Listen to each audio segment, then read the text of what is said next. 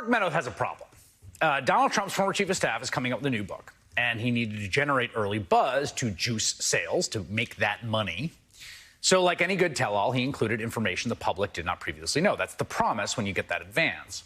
And in the book, Meadows reportedly admits that Trump first tested positive for COVID nearly a week before he publicly disclosed his diagnosis. Meadows then claims Trump got a second test, which came back negative. It's a little unclear how that happened, but put that aside for a second. And that second negative test is why they just pretended like nothing was wrong. You know, one positive, one negative. Let's go with the negative. That was the latter one. And they let the president hold maskless events, including the first debate with then-candidate Joe Biden. But here's the problem. Donald Trump was not happy with this revelation, so he put out a statement calling the Meadows book fake news. And then Mark Meadows retweeted Donald Trump's statement calling it fake news. And then he went on TV to make sure the boss saw it. I want to start off with the COVID story. The media is going nuts with the story. I believe the president says it's fake news. What is the story here? Well, the president's right. It's fake news. If you actually read the book, the context of it, that story outlined a false positive. Yeah, false positive. My book is fake news. And that's because he understands the game he's playing here. First of all, let's take this seriously for a second. The idea of the president falsely testing positive before the debate is not exactly the kind of shocking revelation that sells books. But more importantly, the false positive timeline makes no sense. According to the book, Trump first tested positive on September 26th. As his advisor, Chris Christie, now admits, 6 of the 7 people doing debate prep with Trump over the next few days, indoors and without masks, subsequently tested positive as well. And when Trump finally did announce his diagnosis in the middle of the night on October 2nd, he was hospitalized later that day. It usually takes about 7 days to get hospitalized from onset of symptoms. It means he had already been sick. But again, don't just take my word for it. In his own fake news book, Meadows describes what sounds like a symptomatic president. As The Guardian reports, quote, on debate day, 29 September, Meadows says Trump looked slightly better, emphasis on the word slightly. His face, for the most part at least, had regained its usual light bronze hue, and the gravel in his voice was gone, but the dark circles under his eyes had deepened. As we walked into the venue around 5 o'clock in the evening, I could tell he was moving more slowly than usual. He walked like he was carrying a little extra weight on his back. Oh, maybe because his lungs weren't working because they were being invaded by a virus. Is that quote from the book also fake news, Mark? Finally, as Maggie Haberman points out on Twitter, this is insane to be believed, but the second negative test on the 26th appears to have been an antibody test. That test coming back negative means nothing. It does not mean that Trump did not have COVID. It just means he was not producing antibodies at that point. Taking an antibody test when you first got COVID is meaningless. So all of the evidence points to Trump having COVID, knowing he had COVID, and spending a week spreading it around while covering it up and refusing to admit he's sick. But Meadows is willing to undercut his own book in order to pretend that's not true. Yamiche Alcindor had a front row seat to the week leading up to Trump's hospitalization, as well as the rest of this chaotic presidency, as White House correspondent for PBS NewsHour. She's also anchor and moderator of Washington Week on PBS, and she joins me now. Yamiche, I know you were there covering this at the time, and I got to imagine for the folks that covered this, this reporting makes a lot of things that didn't make sense or seemed very, very sketchy make some sense.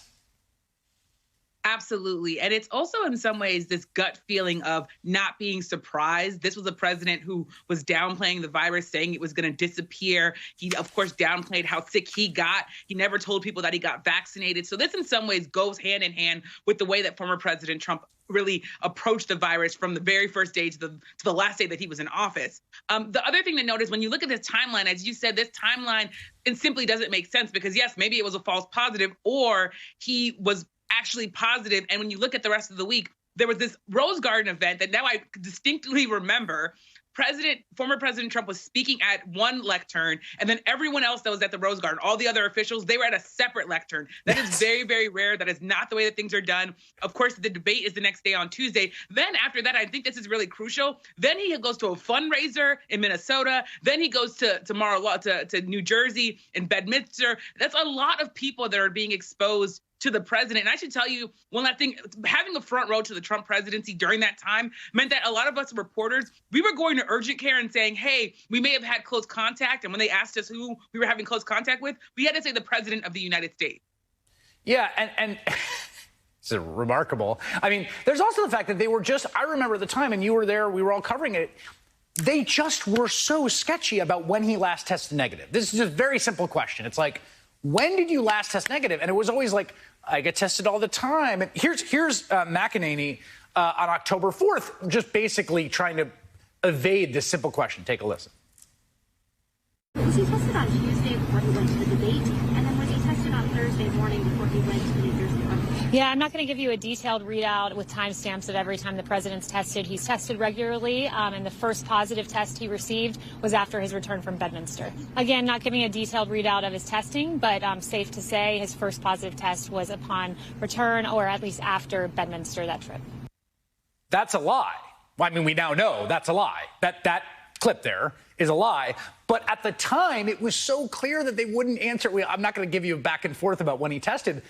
It really was like the sort of squirreliness around this was hard to ignore. It is. It was very, very hard to ignore. And when I watch that and I watch Kayleigh lie there, it just reminds me of all the different times that she lied so many times, from the podium, from the White House lawn, from the stakeout location where she is in that clip. It really just underscores that this was an administration that was never really playing it straight with the American people. They never really were playing it straight with answering questions about the president's diagnosis. And in some ways, it goes back to this idea that we, in some ways, in real time, understood that the president was not being very clear and the administration was not being very clear about how the president got COVID. I remember also asking, where do you think the president got COVID? Who do you think he got it from? Never got answers to those questions. And of course, they're critical questions because he's the president of the United States. And you would think that they would be able to tell you, well, here's where we think he got exposed. But they never wanted to be clear about that either. That's the other crazy thing about this. There's a sort of remarkably reckless, narcissistic selfishness of doing this and then going, for instance, the next day to meet indoors unmasked with the surviving members of fallen service, surviving family members of fallen service members. So there's that. But also just from like, your job is to protect the president when you work in the White House, and you really failed to do that. Like, it could have, like, everyone here kind of got lucky in the end about the way the dice came back on this, but it could have been much, much worse.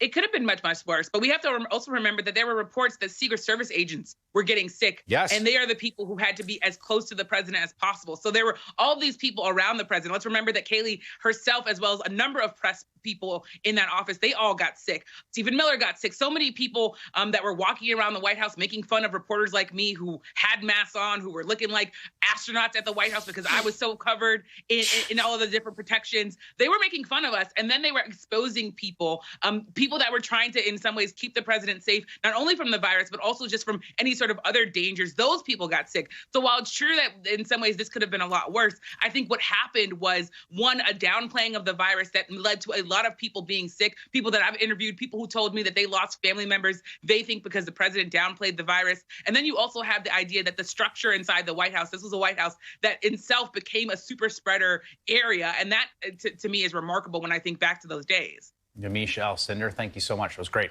Coming up, President Biden announces free at-home tests as part of the White House's new efforts to battle surging coronavirus rates this winter. I'll talk to the man who has worked side by side with the president on the pandemic response after this.